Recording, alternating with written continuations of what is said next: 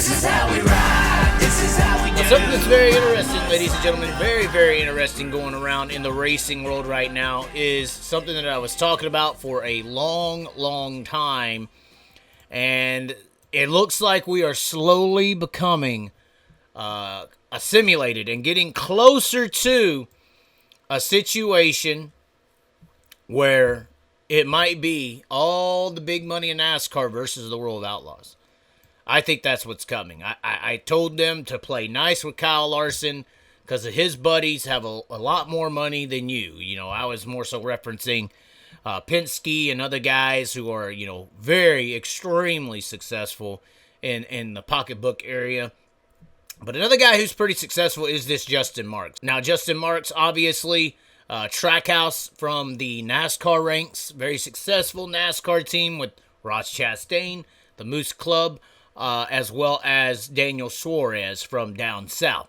Has partnered up now with Kyle Larson and Shane Stewart for the Heartland of America Showdown at Lakeside, $50,000 to win.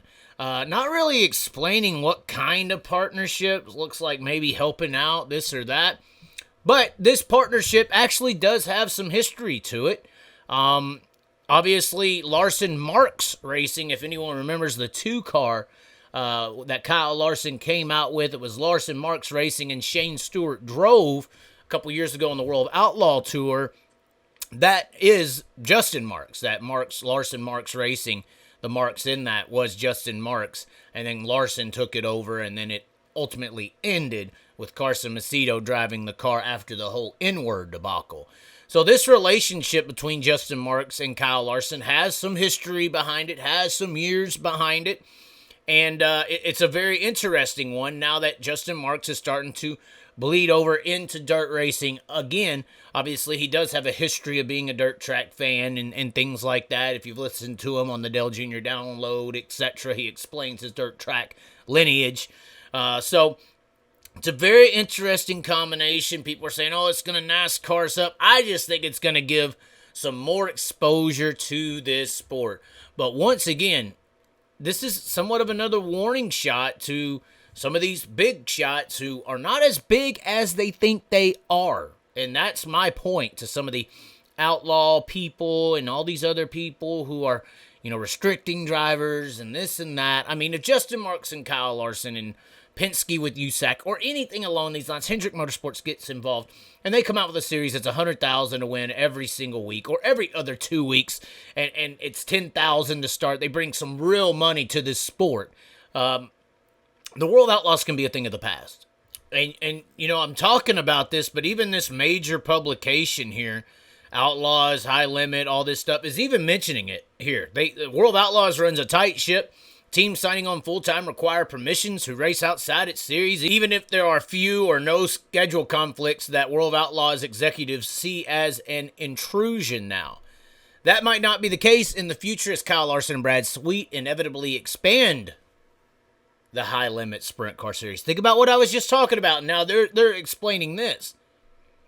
World Outlaws, which is also up against $1 million sprint car race to Tony Stewart at his Ohio track in July, has been boosting bonus and expense money since the start of last season and seems positioned to fight off a newcomer.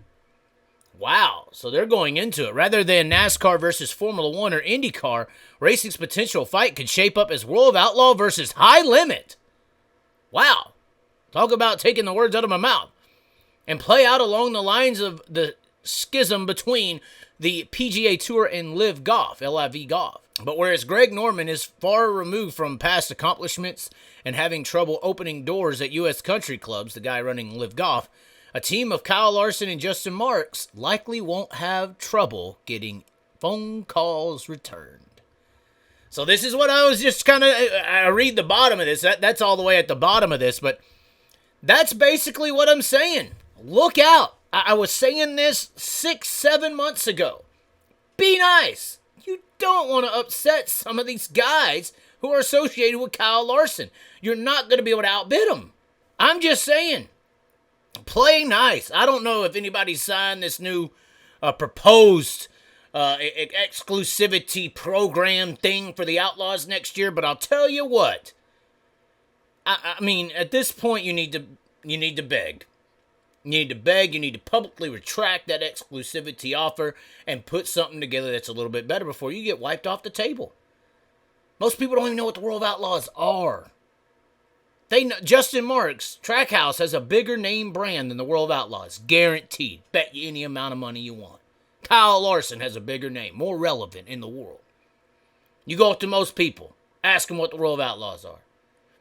And go up and then ask them who Kyle Larson is. Guarantee you, we surveyed 100 people, and at the top of the board, sure as hell ain't World of Outlaws.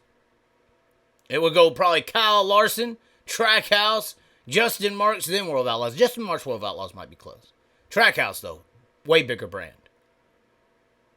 Penske, way bigger brand. Hendrick, way bigger brand. And anything that they're going to maybe possibly do can wipe you off the table. I'm just saying, guys. I'm just saying. I want the World of Outlaws to succeed, to flourish. But they got to start playing nice.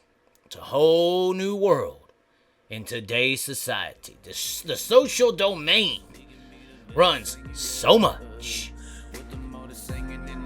And hopefully it don't run you out the game. This is how we ride, this is how we do.